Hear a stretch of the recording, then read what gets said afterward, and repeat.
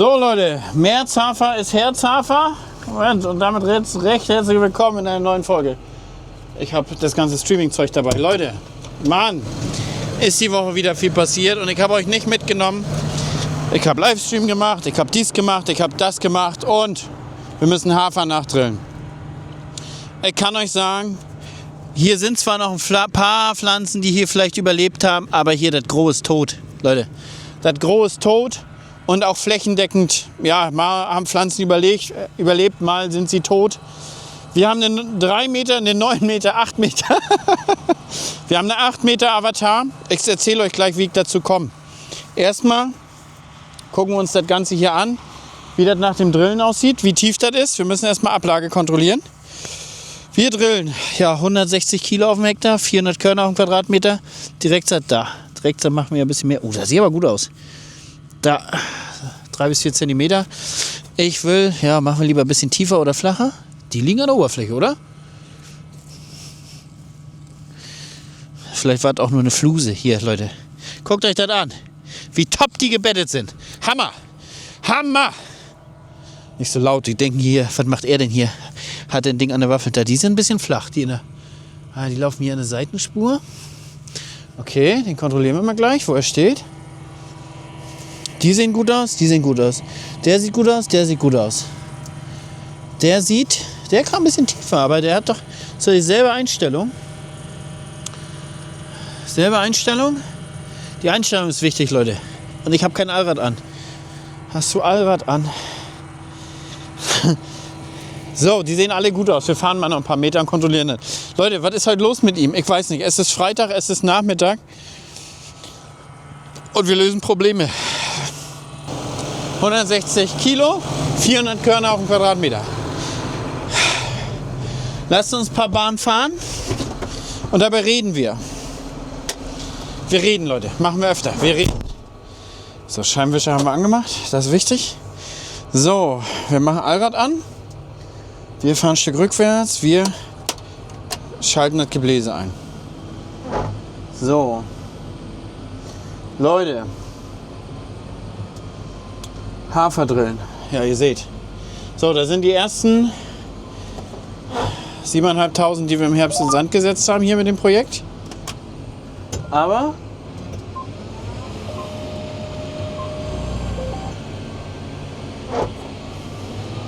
warte mal, wie hat er denn die Tempomat? Stopp!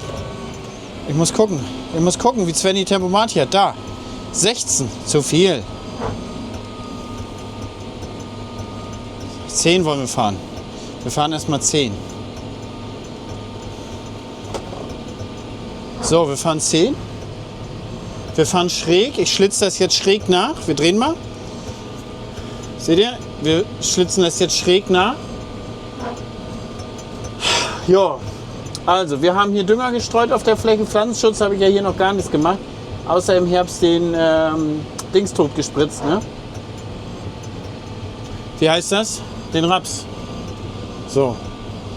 Der Vorteil ist ja, wir haben jetzt noch schön Feuchtigkeit im Boden. Das ist wirklich ein Vorteil von der Direktsaat. Ne? Wir haben jetzt hier alles schön befahrbar. Ne, ich glaube, das schaukelt mir zu viel. Ich glaube, wir fahren 8. So viel Zeit muss sein. Hier, das muss alles schön. Ach, ich wollte noch Luft ablassen. Na, wenn Svenny gleich kommt, der muss noch Besteck mitbringen zum Luft ablassen auf dem Trecker. Das habe ich vergessen. Wir müssen Luft ablassen. Ich war nämlich heute die Drillmaschine holen. Wie komme ich jetzt dazu? Leute, ich wollte ja letzte Woche mit der 3 Meter Horizon Erbsen drillen. Und jetzt wurde das Saatgut, jetzt müssen wir überlegen, das wurde am Mittwoch, letzte Woche Mittwoch per Speditionsexpress verschickt. Dass das Freitag noch bei mir ankommt. Wann kam es an? Eine Woche danach, also jetzt Mittwoch. Jetzt Mittwoch. Vom Zeitraum ist nicht schlimm, wir hatten die ganze Zeit Frost, so, das ist okay. Aber dann hätte ich halt fertig drillen können und wäre erledigt. Ich wäre vollkommen erledigt. Jetzt ist es so, oh, macht aber ein gutes Bild, ne? Das sind gute Bedingungen für die Avatar.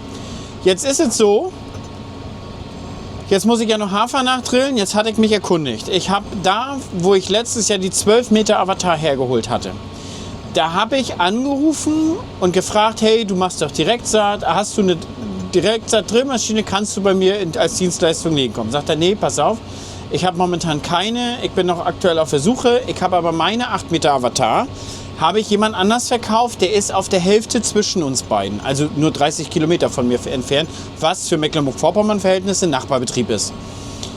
Und dann hat er gesagt, hier, ich gebe dir mal die Nummer, da rufst du mal da an und fragst ihn. So, dann habe ich da angerufen, hey, ich habe die Nummer von so und erstmal drumherum erzählt, wie wir dazu kommen und ich hätte gerne hier Dienstleistungen direkt gesagt, du hast deine 8 Meter Avatar, magst du bei mir Hafer nachdrillen und Erbsen drillen? Ja, ich mache mir Gedanken, ich melde mich morgen bei dir. So, dann hat er sich gemeldet am nächsten Tag und sagt, du pass auf, das passt alles zeitlich bei mir nicht. Ich schaffe das nicht. Wann willst du denn drillen? Ich würde dir die auch sonst ausleihen. Muss man sagen, für so eine teure Maschine. Vielen, vielen Dank dafür nochmal. Das ist natürlich ein Bärendienst. Sagt, da würdest du dir die abholen, so jetzt über das Wochenende, weil wir wollen Mitte nächste Woche drillen und würdest du denn deine Sachen drillen? Ich sage, ey, Hammer, ich komme die holen, war heute da, heute ist Freitag, war die abholen, war jetzt auf dem Hof, Hafer einfüllen, abdrehen, ab geht die Fahrt und will jetzt heute eigentlich richtig durchziehen, damit ich vielleicht auch jetzt, ich meine, wir schaffen ja natürlich richtig Hektar hier, ne, mit 8 Meter, damit ich im Anschluss vielleicht direkt die Erbse drillen kann, vielleicht heute Nacht richtig durchziehen und dann hätte ich Wochenende mit den Kindern frei. Ich will Wochenende mit den Kindern frei haben, unbedingt eigentlich. Vielleicht morgen Vormittag noch ein bisschen drillen, müssen wir mal gucken. Svenny lädt gerade Hafer auf, der muss ja dann hier auch her zum Nachdrillen. Genau, ich werde jetzt wahrscheinlich auch hier nur erstmal alles einstellen. Ich werde jetzt hier wahrscheinlich erstmal alles einstellen und dann gleich als erstes zu dem anderen Stück fahren, weil das müsste ich mit einer Tankfüllung schaffen. Hier wieder herkommen. Wisst ihr, was ich meine? Hier wieder herkommen und dann fertig drillen.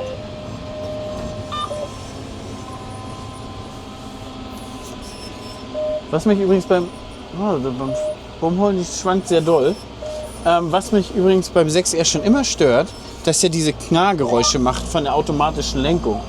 Aber das scheint in der Generation zu sein. Ich habe nämlich mal bei euch nachgefragt. Ihr habt gesagt, ja, das ist so. Die neuen, die dann quasi 6R irgendwas heißen, 6R 230, 250 und, die haben das wohl dann nicht mehr. So. Die Frage ist, ob ich habe jetzt 100 Bar Druck. Den brauchen wir wahrscheinlich gar nicht. Ob ich den noch mal runternehme. Mein obendrauf Andruck war jetzt okay. Ist ja auch alles sehr weich. Ich werde erstmal ein bisschen fahren und beobachten. Das ist passiert. So Leute, dann haben wir ja das Kummfass. Da kommen wir die nächsten Tage zu. Ich habe ja gedacht, ach komm, dann machen wir morgen Kumm und so. Und dann vloggen wir morgen. Montag haben wir das Video gedreht mit Agrartechnik HD. Mit den Wolfgangs heißen sie ja bei uns in unserer Szene. Ja, und lief gut. Sind wir auch gefahren. Dienstag war ich eigentlich darauf eingestellt, den neuen 8R zu fahren. Das ist ein Termin, der steht schon lange fest. Dann hieß es aber Montagabend, ja pass auf, wahrscheinlich wird er nicht auf dem Acker fahren, nur ein bisschen für euch auf dem Feldweg. Und dafür wäre ich 1600 Kilometer gefahren. Habe ich gesagt, dann fahre ich nicht. Aber ich habe währenddessen, wenn ich nicht da bin, habe ich meine Zubringer ausquartiert. Die sind bei meinem Nachbar Paul gefahren. So, dann war ich also Dienstag zu Hause, habe Büro gemacht. Ja, lief eigentlich gut, muss man sagen. Dienstag lief Büro gut. Ja, habe richtig viel geschafft. An 9 könnten wir doch fahren. So, dann haben wir Mittwochmittag waren sie dann fertig. Dann haben wir Gereste noch gefahren. Und dann ist Mittwochabend der Fendt kaputt gegangen. Da müssen wir mal gucken, wann der Service da Zeit hat, weil er noch mal rankommt. Wahrscheinlich Motorsteuerbox und so oder so ist der Fehler. Ganz wild. So, ich habe mir, weil die Werkstatt aktuell ein bisschen zu tun hat, habe ich mir aber Ersatz John Deere besorgt. Der kommt, den können wir Montag früh abholen. Montag früh habe ich aber, beziehungsweise Montag habe ich noch wieder einen ganztägigen Termin, sodass wir am Dienstag mit Gereste weiterfahren. So, heute ist Freitag, dann am Dienstag Gereste weiterfahren.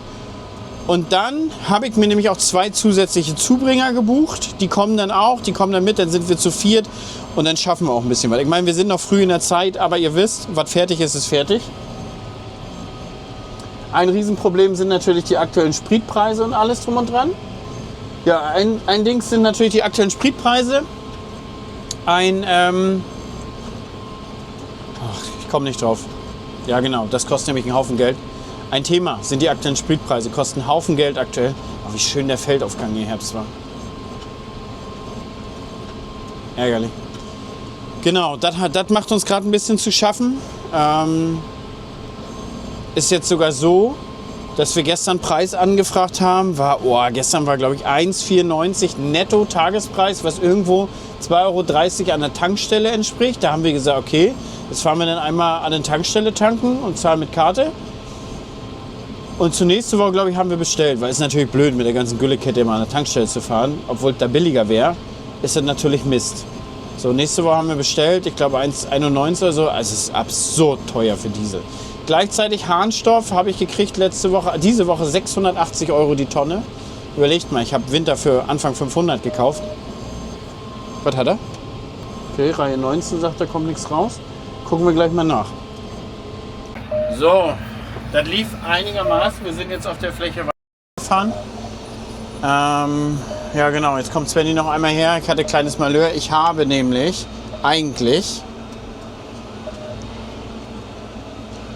hier im Menü die beiden Tanks deaktiviert gehabt. Aber komischerweise liefen die, das habe ich mitgekriegt, als hier eine Leermeldung kam, liefen die mit. Und deshalb habe ich halt doppelte Menge ausgebracht auf 3 Hektar oder so. Und hatte mit Verstopfern zu tun. Ja. Jetzt bin ich runtergegangen auf 6 km/h. Das scheint so ein bisschen zu sein, daran zu liegen, habe ich schon rausgefunden. Wenn man runterlässt und fährt direkt los, dann bricht so ein bisschen die Hydraulik ein. Ich habe jetzt beim Träger die Drehzahl ein bisschen hochgenommen. Beim Fendt kannst du ja Prio festlegen, da die ja immer hält.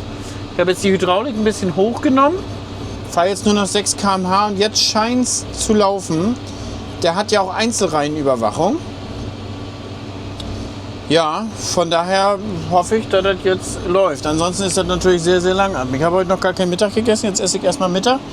Es gibt wieder, Leute, Prep My Meal. Ich habe heute Hähnchen, Brokkoli, Nudeln. Auch der Partner des heutigen Videos übrigens. Und zwar, ihr könnt euch fertiges Essen nach Hause liefern. Ohne Konservierer, ohne Geschmacksverstärker. Das Ganze natürlich gesund, als würdet ihr selber gesundes Essen euch kochen. Und ihr seht selber, also es ist momentan wieder so viel zu tun. Bin super froh, immer meinen Mittag dabei zu haben. Ihr bestellt euch 6, 12, 18, 24 auf einmal, obwohl 24 reicht unser Gefrierfach gar nicht. Bis 12 Boxen bestellen wir auch. 12 Boxen, dann holen wir uns die XL-Gerichte. Jedes XL-Gericht reicht bei mir für 2 Mal. Dann kommt ihr ungefähr auf 5 € pro Gericht. Das ist ganz geil eigentlich. Und also das ist jetzt weniger als die Hälfte. Also das ist ungefähr ein Drittel, was ich mir heute mitgenommen habe. Hatte heute nicht so richtig Appetit. Aber auf jeden Fall ist das wichtig, dass ich was mit habe. Denn überlegt mal, jetzt ist kurz vor 4. Ich bin jetzt 6 auf dem Bein. Das ist schon ungesund an sich. Wenn ich jetzt noch irgendwo anhalten würde und mir noch was Ungesundes reinhelfen würde, dann wäre mir auf Garantie nicht geholfen. Deswegen, Partner, Prep My Meal, Leute, kann ich euch absolut empfehlen. Und es haben inzwischen immer mehr, auch in unserem Freundeskreis, die viel arbeiten, die sagen, Hammer.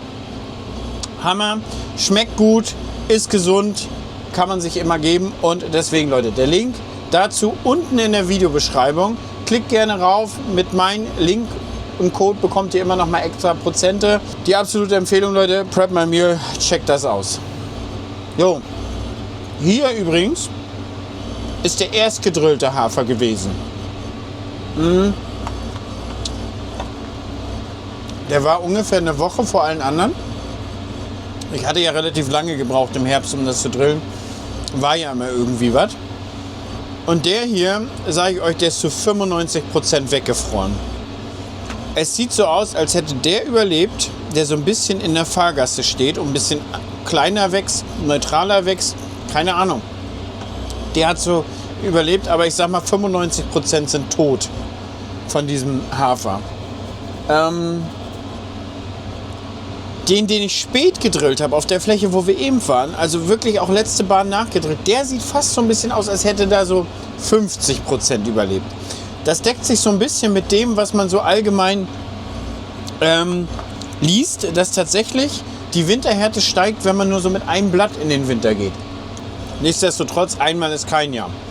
Jetzt kommen ja wieder die ganzen Schlauberger um die Ecke und sagen, ja, Hafer machen wir seit 50 Jahren. Seit 1917 wird Hafer im Frühjahr gedrillt. Ja, das mag ja so sein. Aber inzwischen sind wir ja mit der Züchtung schon ein bisschen weiter. Ein Jahr ist kein Jahr, sagt man in der Landwirtschaft. Und man muss ja ehrlich sagen, wenn das in 3 von 5 Fällen funktioniert, in 2 von 5 Fällen drillt man nach. Ja, im ersten Jahr ist es natürlich besonders teuer, wenn man hier so Saatgut nachkauft. Wenn man selber vermehrt, dann halten sich ja die Kosten ja deutlich im Rahmen.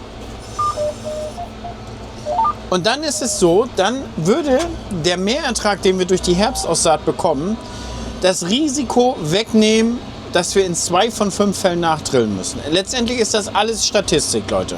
Statistisch, wie kannst du über 5 Jahre mit den Kulturen sozusagen die höchsten Erträge generieren und im Durchschnitt. Und wenn du 3 von 5 Mal hier mit Erfolg hast und 2 von 5 Mal musst du nachdrillen, dann kompensiert der Mehrertrag der 3 von 5 Jahre die 2 von 5 Fälle. Ich hoffe, das ist okay, wie ich das so beschrieben habe. Oder? Darauf noch eine Nudel. Muss mir das auch mal umrühren. Dann ist das so, ich weiß gar nicht, ob ich das vorhin angeschnitten habe. Harnstoffpreise, 680 € die Tonne. Utopisch, brachial. Ich denke, ich werde Harnstoff nicht nachkaufen für den Hanf. Ich habe jetzt aber auch gerade überlegt, ich muss mal Matze nochmal fragen. Ich habe gerade mit Matze telefoniert. Die fahren ja ASL aus der aus der Zuckerfabrik, weiß ich gar nicht. Die fahren ASL, der hat ja Kultan Verfahren und er sagt, er kommt auf 70 Cent pro Kilogramm Stickstoff. Das ist in der jetzigen Zeit, ist das ultimativ gut. Wir sind jetzt, glaube ich, bei 1,60 € oder so bei Harnstoff. Bei knapp 2 € oder so bei Kakamonsalpeter. Da muss man sich das nochmal überlegen. Aber wenn ich dann nur 20 oder 30 N brauchst fürs Kultanverfahren. So, das ist jetzt das. Ich weiß nicht, was das jetzt kostet auf dem Hektar, aber die Technik ist sehr, sehr teuer. Ich denke mal 50 € auf dem Hektar wird es kosten. Und wenn ich jetzt 50 € pro Hektar ausgebe, um 30 Kilogramm N, die jetzt noch fehlen, im Gärrest zu kompensieren, dann spare ich ja auf diese 30 N, sagen wir mal roundabout 70 Cent. Ja? Das wären 21 € auf dem Hektar, die ich dann spare. Demzufolge steht aber dann die Mehrausbringung von Matze also ich vermute 50 €. Ich weiß diese Zahl wirklich nicht. Aber es ist ein teures Verfahren, die Geräte sind teuer, das wird schon um den Dreh kosten, vielleicht auch 80 € oder so. Und dann muss man ehrlich sagen, dann ist der Break-Even ja wahrscheinlich erst so bei 100 N, die man geben muss, um genauso teuer zu sein. Ja, wenn man natürlich im Weizen 150 N oder sowas fährt direkt, ja, dann bist du schon beim Break-Even, dann würde das ja passen. Aber wie gesagt, dass ich nur zusätzlich düngen muss, kommt dieser Punkt, erreichen wir den nicht. Und deswegen, ja, werden wir mal gucken. Ich habe natürlich Zeit bis Mai, Ende Mai, Anfang Juni beim Hanf den Harnstoff da noch nachzugeben oder den Stickstoffdünger. Und dann muss man einfach gucken, wie der Preis sich bis dahin entwickelt. Ob man noch mal was nachgibt oder nicht, ob man jetzt noch aussitzt. Wie gesagt, ich habe die erste Gabe hatte ich kontraktiert gehabt. Ich habe die Ehrengabe für den Weizen, der steht noch in der Halle. Den habe ich letztes Jahr schon gekauft. Ja, und Raps hatte ich eigentlich einen Delta von 30 N offen. Die fülle ich jetzt mit Gärreste auf und dann schauen wir mal, wie es dann weitergeht. Ja, erstmal bin ich auf jeden Fall auch hier dankbar, dass das mit der Avatar klappt, dass ich hier direkt drillen kann und nicht irgendwie, ich hatte schon die ganzen Händler hier angerufen, ob ich eine normale Standard-Drillmaschine mir mieten kann, damit ich bekomme ja 65 € auf dem Hektar Förderung, damit ich das Ganze hier in Direktsaat mache. Direktsaat oder Strip-Till ist ja die Förderung, erosionsmindernder Ackerbau. Und das heißt, das Drillen hätte sich schon kompensiert. Ja, Matzes Novak wollte ich nicht. Die Novak ist mir eigentlich zu schwer und zu kraftintensiv und. Deswegen habe ich da auf eine Alternative gesucht. Primera wollte ich auch nicht normal. Ich habe letztes Jahr ultimativ viel Geld für Steine sammeln ausgegeben. Das deckt sich denn auch nicht. Aktuell muss man das Geld ja wirklich zusammenhalten. Wir reden hier von ganz, ganz geringen Margen, die wir in der Landwirtschaft haben. Von daher, da müssen wir das Geld zusammenhalten und dann, ja, muss man Pfennigfuchser sein. Sind wir. Wir sind Pfennigfuchser, Leute. Bis dahin erstmal, wir sehen uns nachher wieder. So, Leute, ein paar Stunden weiter. Ich bin noch am Drillen, Haferdrillen. Hat jetzt 1, 2 kleine Verstopfer. Aber eigentlich fahre ich jetzt die ganze Zeit relativ gut durch. Ich fahre jetzt 8 km/h. Läuft auch, muss man sagen. Jetzt ist aber gleich nochmal der Behälter leer. Ich fülle gleich nochmal 2 Big Bags ein. Und mit den 2 Big Bags fahre ich nach Hause, weil die hätten jetzt hier sonst auf dem Anhänger gestanden. Und ja, wenn man sieht, es ist hier super neblig draußen und hat halt so eine Feuchte, es gibt nochmal Frost, dann haben wir das in dem Behälter drin und dann ist das trocken gelagert. Ja, morgen habe ich noch allerhand zu drillen, würde ich mal sagen. Auf diesem Stück, ja, wie viel mögen es noch sein? 15 Hektar hier auf dem Stück, wohl wenigstens. Also ein bisschen Menge ist es noch. Jetzt wird es gleich, hier werden ja die Bahnen dann immer kürzer. Ja, was soll ich euch erzählen hier? Bisschen ärgerlich. Ich habe ja... Da, seht ihr das? Ich habe hier das Gestrichene ist trotzdem schon gedrillt. Ich fahre einen Tank leer sozusagen, dann schalte ich auf den nächsten um, aber es zeichnet nur Tank 1 auf. Ja? Also das heißt, ich bin jetzt inzwischen hier vorne schon angekommen und wir fahren auf Tank 2 und da zeichnet der nicht auf. Das ist ein bisschen schade. Aber ihr seht, wir kommen gut voran hier. Jetzt haben wir dann nur noch das Ganze und das hier hinten raus ist aber deutlich kürzer und weniger als man denkt. Ansonsten bin ich langsam müde. Wir haben 22:30. Ja, morgen früh mal gucken, werden mit der Familie frühstücken und dann wieder weitermachen. Sodass wir vielleicht auch morgen die Erbsen auch noch reinkriegen. Zur Erbse denke ich mal, kann ich ein bisschen schneller fahren. Ist natürlich deutlich mehr Masse, aber ja, weiß man nicht. Kann man schneller fahren oder nicht? Ist mehr Masse, aber die kugeln halt schön durch, ne? So, ausgehoben ist.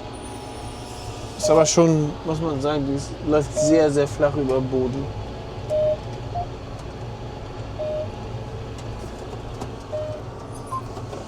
Gerade hier ein bisschen. Ich habe hier die Hydraulik langsam gestellt. Deichsel hochfahren, weil die ist vorhin so doll gewesen. Die hat immer richtig. War zu doll, Leute. War einfach zu doll. So. Jetzt fahre ich noch mal einmal schnell nachfüllen. 2 Big Bags. Den ersten habe ich schon eingefädelt. Das ist schon mal halb gewonnen, wenn der eingefädelt ist. Ja, und dann geht weiter und dann fahre ich zum Hof und dann wird geschlafen, Leute. Wir sehen uns morgen wieder in aller Frische. Bis dahin. Weiter geht, Leute. Neuer Tag. Wir haben Radio an. Wir haben 9:30 Uhr. Ich war jetzt schon mit Fadi den Telelader vom Acker holen. Haben uns vom Acker gemacht.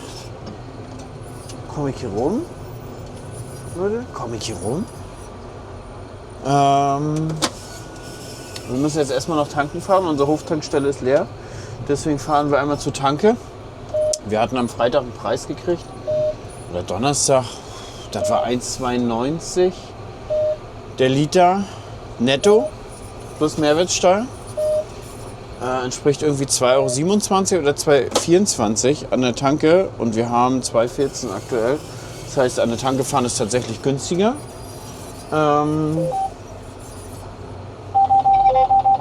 Nee. So. Wo komme ich hier rum, ey? Ist aber auch eng mit dem Achseln da hinten dran. Ne? Und vor allen Dingen ist das Ding auch, das Gespann ist übelst lenkträge. Ja, wird was. So, wir kriegen, ja, morgen, weil am Montag kriegen wir wieder Diesel geliefert. Aber wie gesagt, sehr teuer, weil du kannst halt nicht mit der ganzen Güllekette die ganze Zeit, warum piept der denn? Das ist aber auch ein nerviger Scheiß, Alter. Wenn du den anmachst und ausmachst, so, jetzt sagt er ja, wenn wir fahren, normalerweise hält er die Klappe, jetzt hält er die Klappe. Oh. Er sagt jetzt die ganze Zeit, dass die Maschine nicht drillt. Das hat die Tigerdrill auch ständig gemacht. Oh. Ich vermisse das nicht. Das ist Gott sei Dank in den neuen Modellen alles nicht mehr so. So, jetzt müssen wir damit leben, Leute. Bis ich damit zum Acker fahre, dann filmen wir weiter. Ja, was ich euch sagen wollte, Diesel ist teuer, wissen wir alle. Wir haben im Januar keinen Kontrakt gemacht. Wir hatten eigentlich die ganzen Jahre immer alles kontraktiert. Und ich habe im Januar noch zu meiner Schwester gesagt, wollen wir noch Diesel kontraktieren so? Was wir haben, das haben wir. Und dann sagt sie, ja, ich rufe mal an, ich frage mal nach. Ja, und dann sagt sie, du, die vom Handel hat gesagt, da bewegt sich nichts am Markt, der ist so träge, sollen wir noch warten, vielleicht geht es noch ein paar Cent runter. Ja, ein paar Cent runter haben wir jetzt erlebt, ne? Aber ich weiß nicht, viele schreiben ja, das war abzusehen, dass der Iran-Konflikt kommt. Ich habe es nicht, gut, ich interessiere mich auch nicht so für Weltpolitik, aber ich habe es nicht so krass abgesehen, genau. Habe ich gestern ein Reel aufgenommen bezüglich, warum Traktoren noch nicht elektrisch sind. Das ist ein ganz interessantes Thema, kommt auch gut an. Ich denke, dazu machen wir mal ein Longform-Video. Da kriegt die Krise, Alter. Hier klappt was runter, da klappt was runter von irgendeiner Halterung. Und alle, weiß ich nicht. Ich selber meckere immer gerne rum über die kleinen Axion-Kabinen, die alten. Aber der 6R ist ja auch nicht viel größer. So, fahren wir erstmal tanken und dann sehen wir uns auf dem Acker wieder.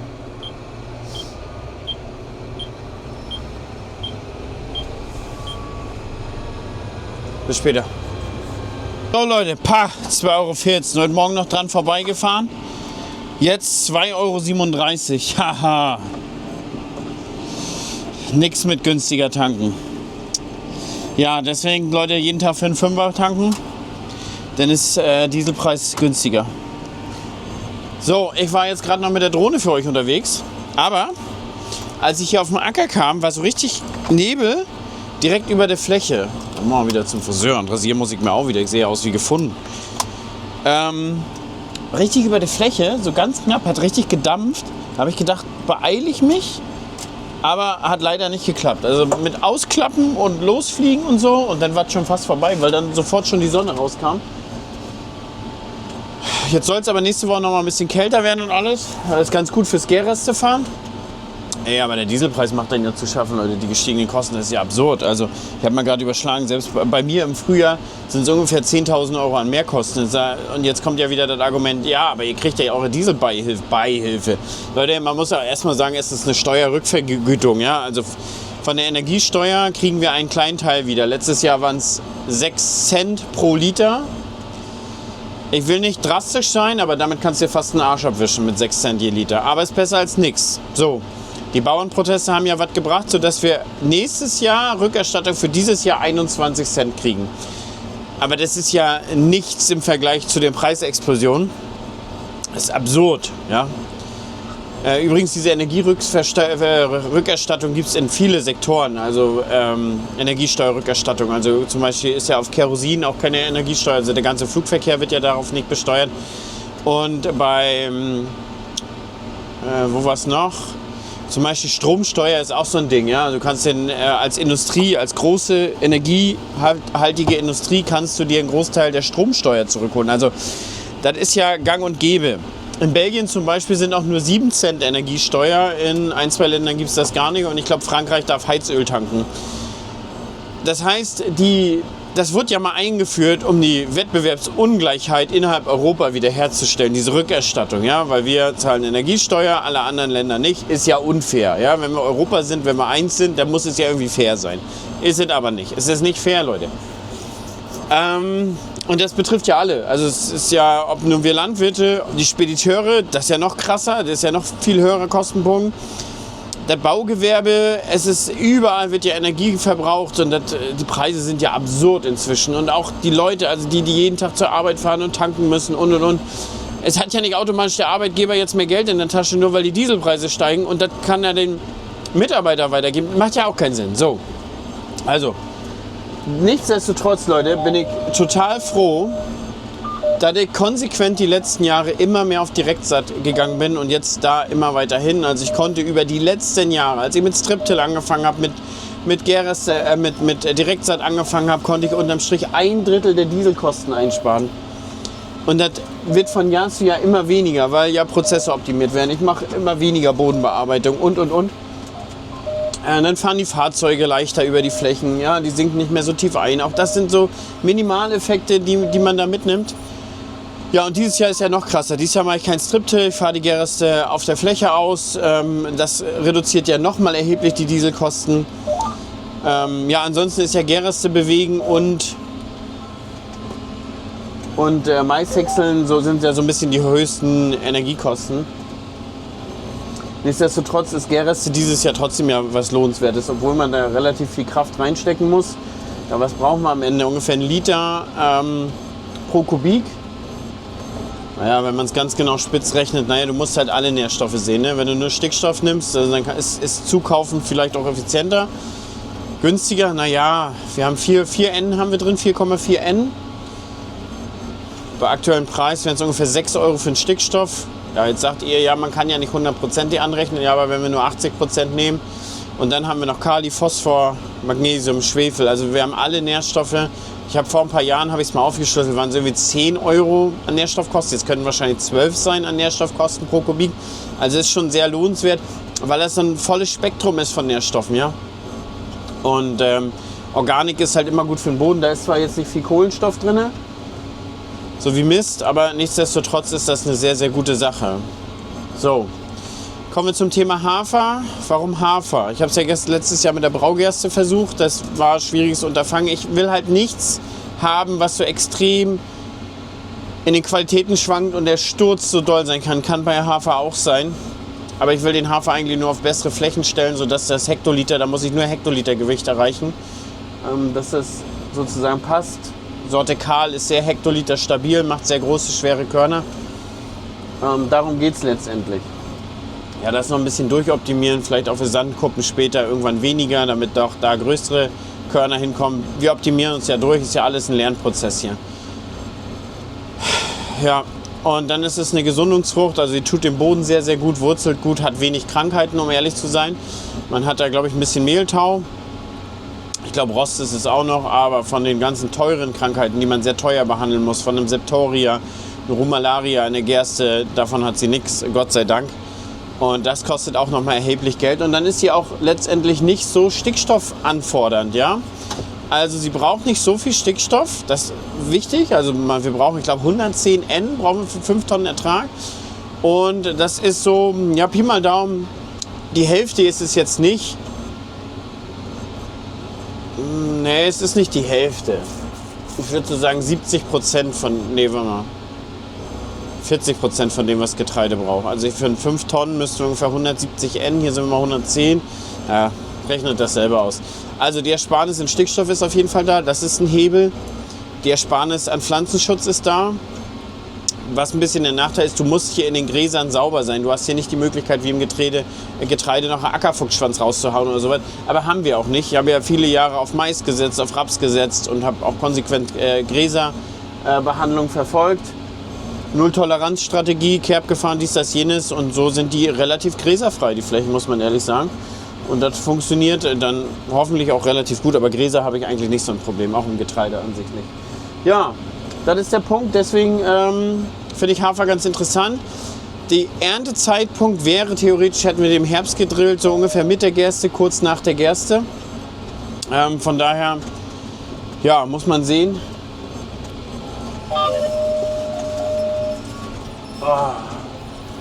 Muss man sehen, wie sich das entwickelt, aber dann fallen die Qualitäten nicht so schnell. Na klar, der wird gräulich und der knickt vielleicht ein bisschen ab auf dem Halm, aber schauen wir mal. So, ich fahre jetzt ein bisschen weiter hier, mache mal ein bisschen Strecke. Tank ist ja voll, habe ich gestern Abend noch aufgefüllt, damit alles schön in der Maschine ist und dann bis später. So, Leute, dann gucken wir noch mal raus. Ich bin heute Nacht nicht ganz fertig geworden. Ich glaube, ich habe bis 1 gemacht oder halb 2. Dann war leider der Tank alle. Man kann in Friedland nicht in der Nacht bei uns tanken. Ja, Hoftankstelle ist leer, wie ich euch schon erzählt habe. War ich heute schnell hier tanken. So, hier waren die Wintererbsen. Und dann gucken wir uns mal an, was vom Frost übrig geblieben ist. Das ist natürlich, hier, guck mal.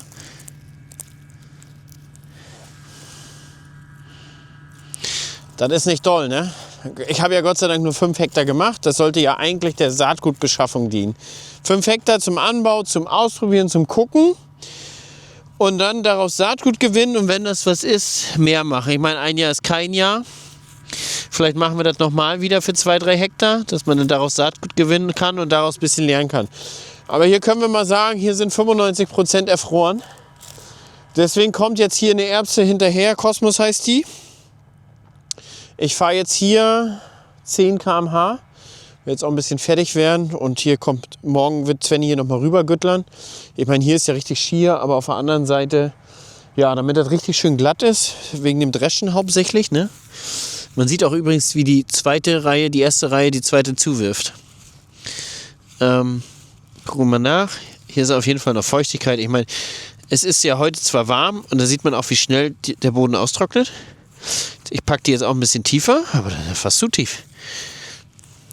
Ich glaube, wir müssen ein bisschen breiter machen. Die packt die ja ein bisschen schräg unter. Also ich habe gestern Abend gebuddelt und habe sie problemlos gefunden. Da liegen die Körner. Ich habe jetzt hier auch ein bisschen mehr Menge im Tank vom Rest, sodass ich hier auf eine höhere Aussaat hingehe. Also ich habe überall 80 Körner pro Quadratmeter gedrillt und hier sind wir jetzt auf 120. Ich will das einfach mal gucken. Mein Nachbar, schöne Grüße an Paul, hat mir mal erzählt, er sägt richtig dick, damit die sauber bleiben. Ja?